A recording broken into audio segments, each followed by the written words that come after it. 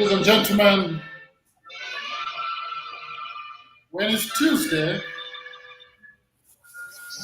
you know it's the Raw Leadership Talk. And we are glad to be here today. This being the second last Raw Leadership Talk broadcast this year, and the last one in the month of November, as we complete the month of November today on 30th November 2021. Where are you tuning in from? We're going to have a wonderful discussion here today. Why leadership trust is critical in times of change and disruption. And you don't want to miss this. Join us. Tell us where you're joining us from. Engage with us in this conversation with Dr. Paul Kariuki, all the way from Durban, South Africa. It's going to be a wonderful discussion. It's going to be a wonderful discussion. As we listen to the word of music by Handel Messiah, get ready for a takeoff.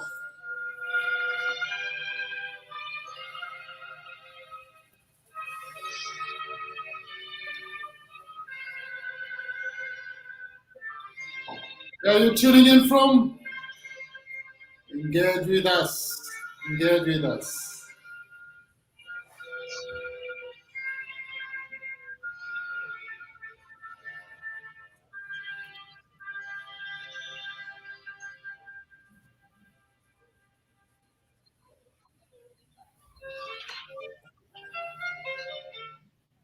Thank you very much for connecting with us.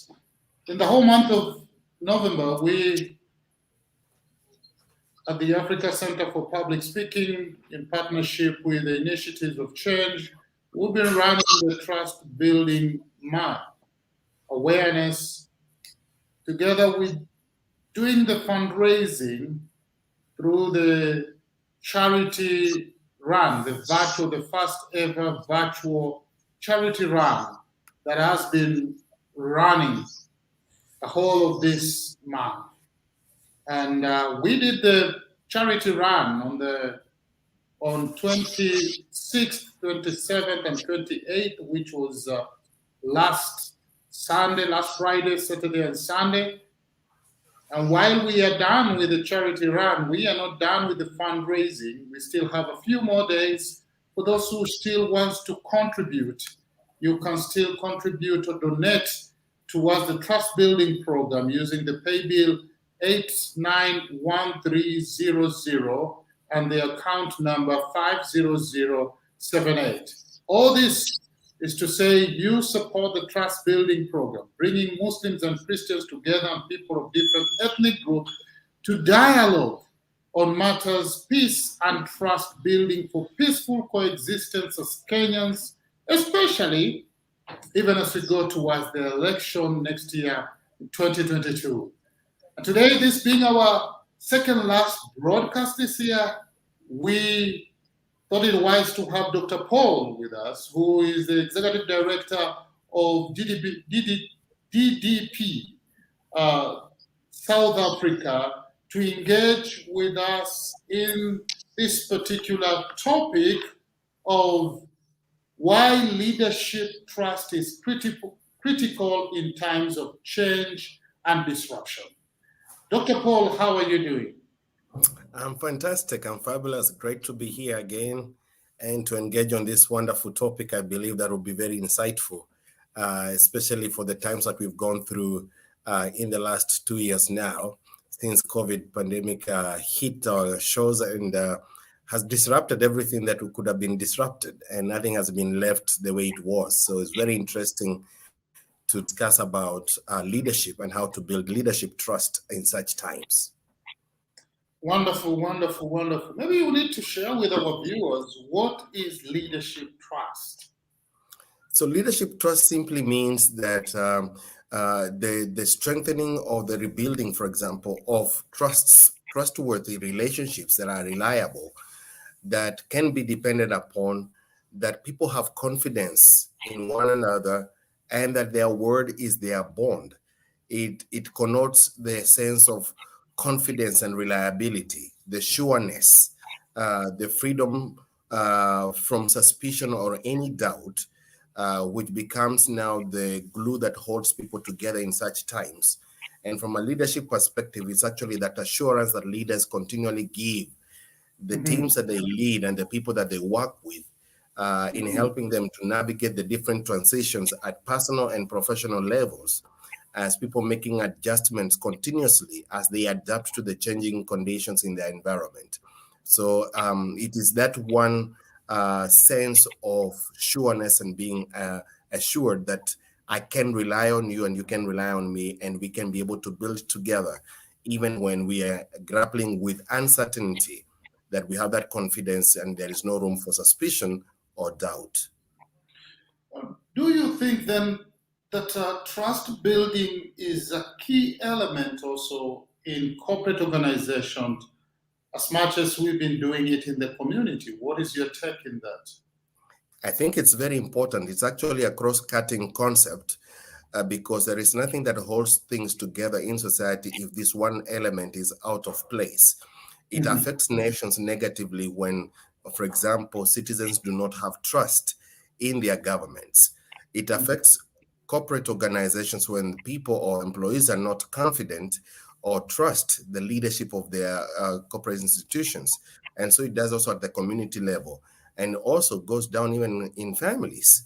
When the element of trust is removed out of the equation, nothing holds together. So it's a cross-cutting concept, and that needs to be cultivated all the time. It's not a once-off initiative, and it builds on everything that we do with each other every day, consciously and unconsciously. And therefore, I believe it's an important aspect of societal engagement that cannot be underemphasized, especially in times that we're living in. Wonderful, wonderful. Bernardine Mundui following. Thank you very much, Bernardine, for following the Raw Leadership Talk. Why do you think, Dr. Paul, that leadership trust is important in such times as this, where we have continuous disruption? I think first and foremost, it's important because in times of transitions, people are grappling with so many variables in their environment at both personal and professional levels. And transitions, as we know, they're not the easiest thing to manage because they bring with them an element of not knowing what will happen next. And so in building, in the context of organizations, leaders need to provide that level of assurance and the level of reliability that they are able to connect everyone together to the common purpose and the common mission, whilst at the same time working on both ends of extremes here. One is a structural aspects of externalities. People are working in context of environments that are it's influenced by factors that are beyond their control. For example, they are grappling with issues of economic changes. They're grappling with issues of climate change. They're grappling with the issues of unemployment. Those are external factors that are beyond anyone's control. And leaders need to manage that extreme versus the other extreme, which is the inner person environment. How the person at a human level, they're adapting to the different changes in their own environment, and leaders are the ones who create the balance between the external pressures and the internal pressures. And they provide leadership in between those transitions to ensure that their teams or the people they lead remain productive, remain creative, remain connected. That's the first reason. The second reason why this is very important, it's because organizations thrive on leadership.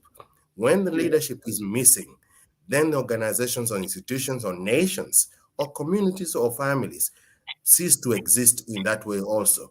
And therefore, building that element of trust in those elements of our societal existence is very, very important because it helps to manage disruptions and the uncertainty that disruptions bring.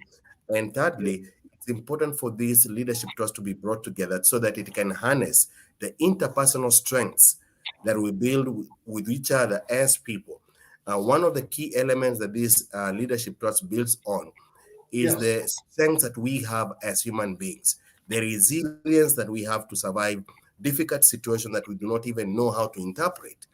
And the element of trust is that I can stand by you and you can stand by me to get through what seemingly looks like a mountain that we cannot be able to surpass at an individual level. And But so when we be, Mhm, Dr. Paul, somebody would be asking them, mhm, because you have shed the light that is very important to do this. But somebody will be asking, how do we build leadership trust, especially in hard times, such times of disruption, where yes. really trust is broken down? People are looking at each other with suspicion. People are not sure about whether leadership means well. How do we build trust?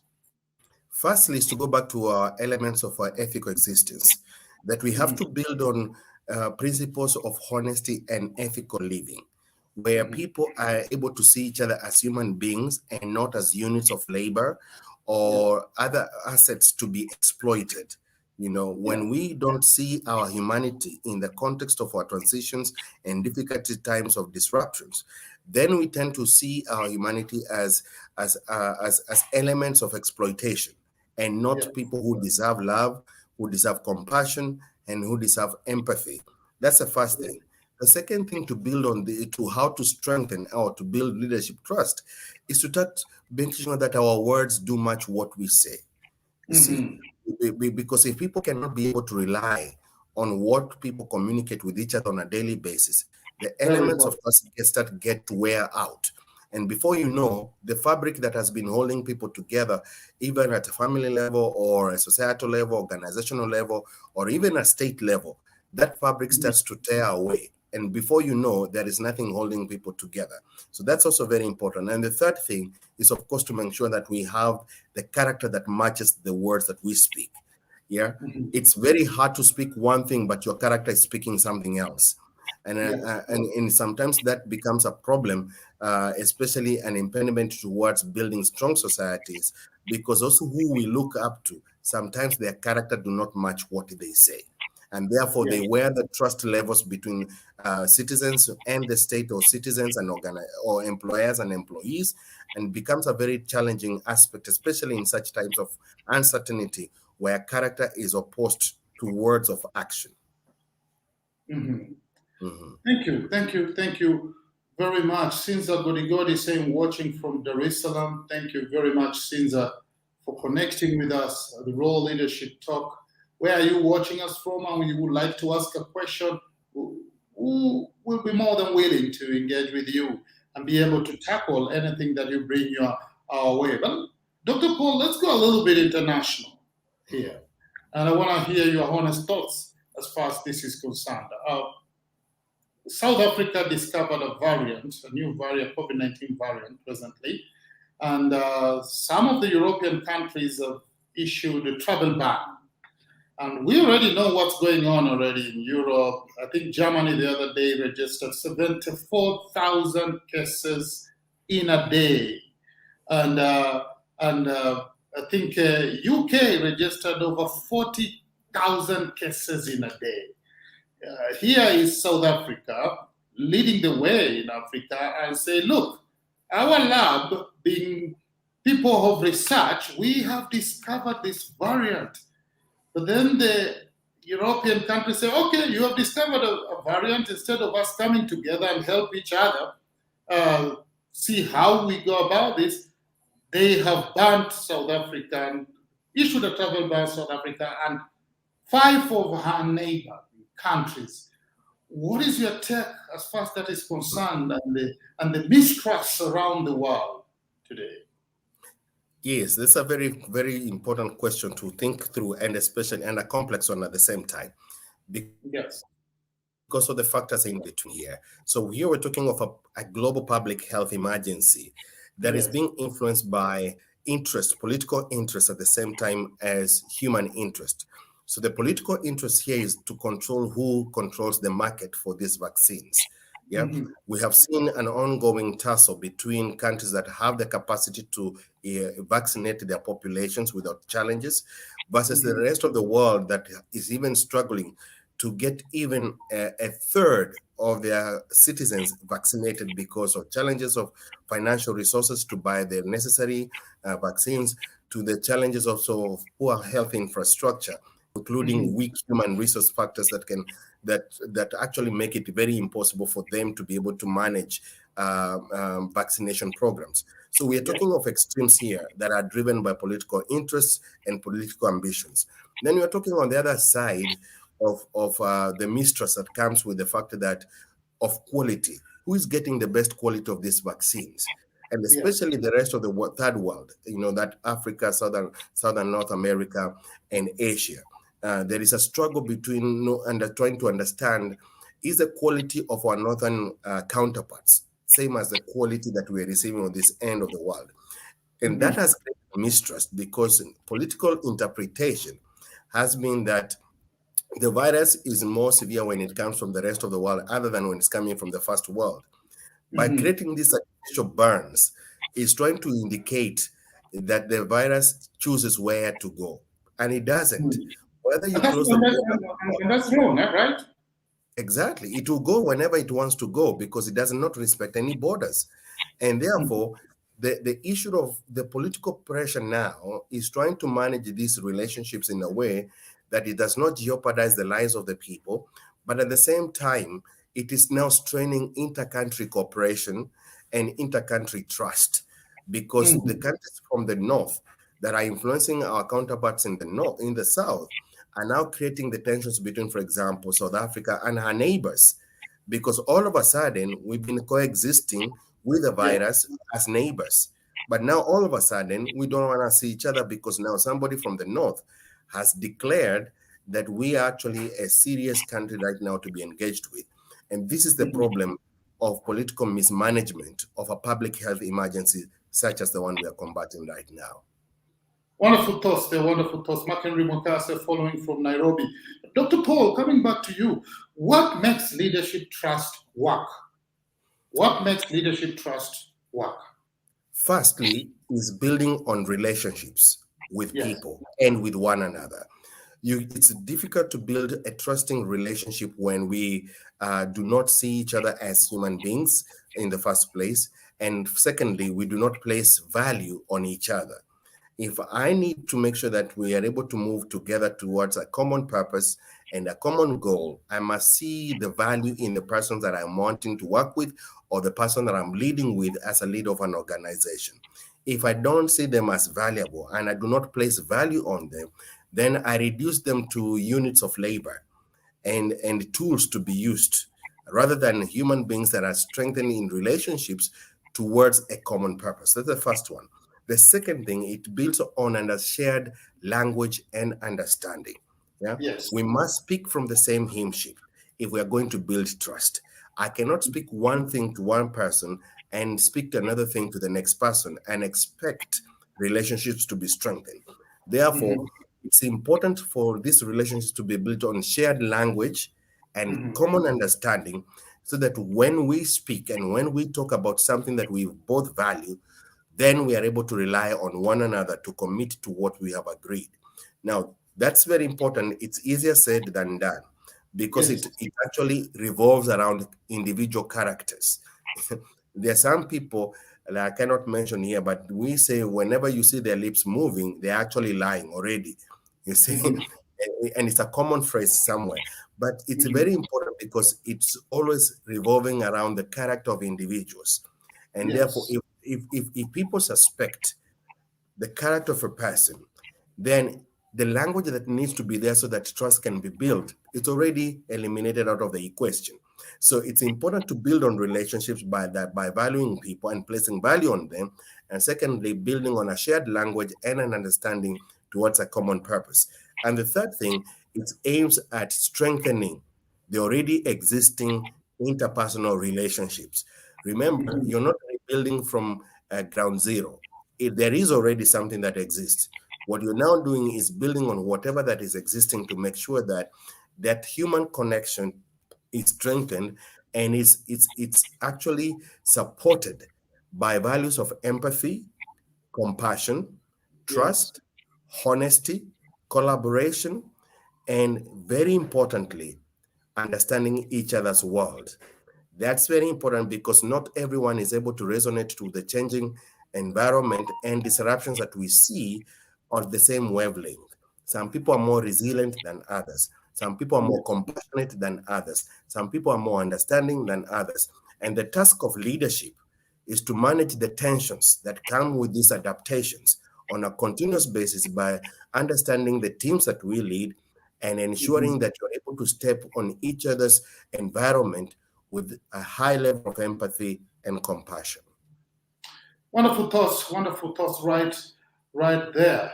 And I agree with you. I think Mark Henry Maka also has given out his comments in relation to the variant. But what is the place of honest conversation in enabling trust to be built in the society, in a nation, and even in a family, Dr. Paul?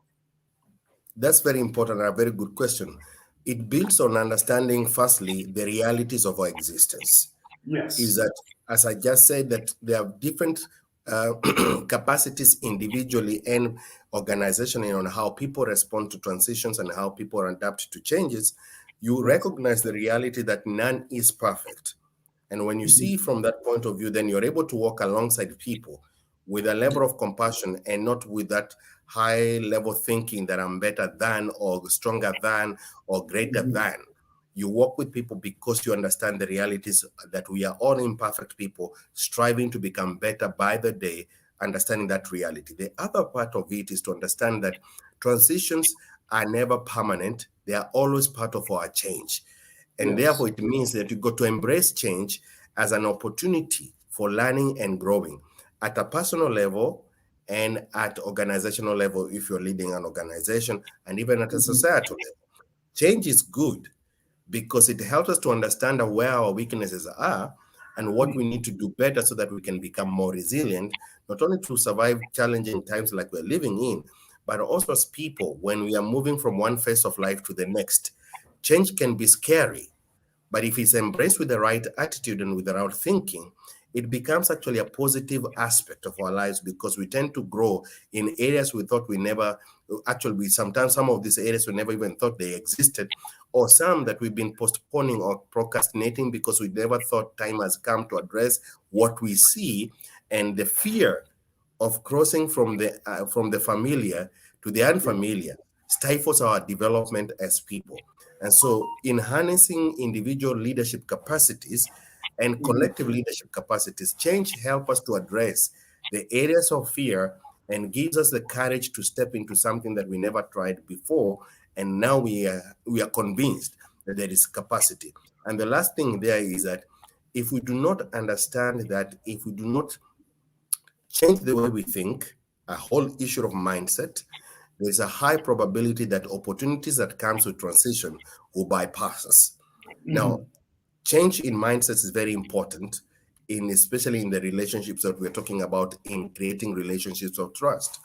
I got to see you and place value in what you do and what you are as a person, and allow my mindset to go beyond the divides that society has created in us, the gender divides, the religious divides, the socioeconomic divides, and all those kind of things that do influence the way people interpret each other.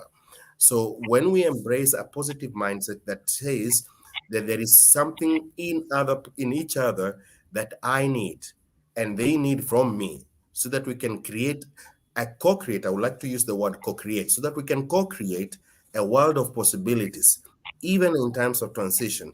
That kind of a mindset is very important in building trust. Thank you. Wonderful thoughts right there. Just a moment, I'm just thinking about family, because all these people who work in corporate organization, they work in the government, they are part of a society, they come from the family. Today we are finding this change and disruptions also affecting the family big time. We have had a high level of gender-based violence, femicides, and depression during this time. What would you say about the part of leadership trust as far as the family is concerned?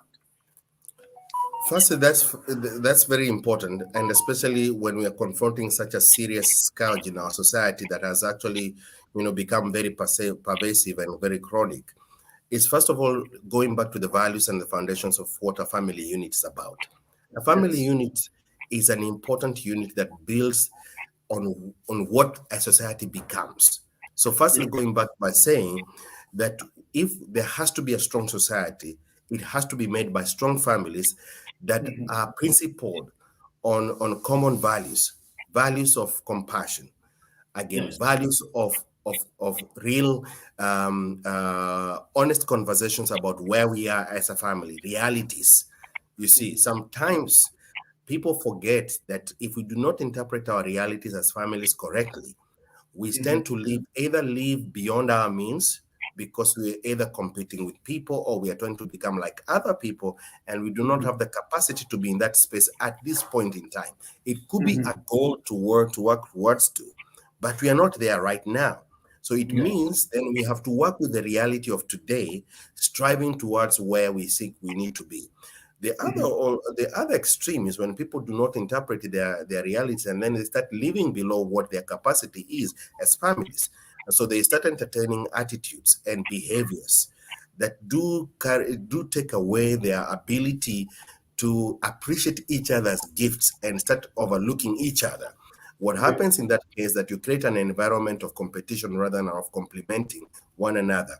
And therefore the sense of togetherness is weakened, because now elements of jealousy and inter-family fights become now the norm of such families. And before you know, people are ruining each other to the Yes. extent that if it means to harm each other to gain advantage, whatever they may define as their own advantage, becomes a role or norm. And now what we are now confronting as society as far as gender-based violence is concerned is when we dehumanize the value of relationships that we have as families.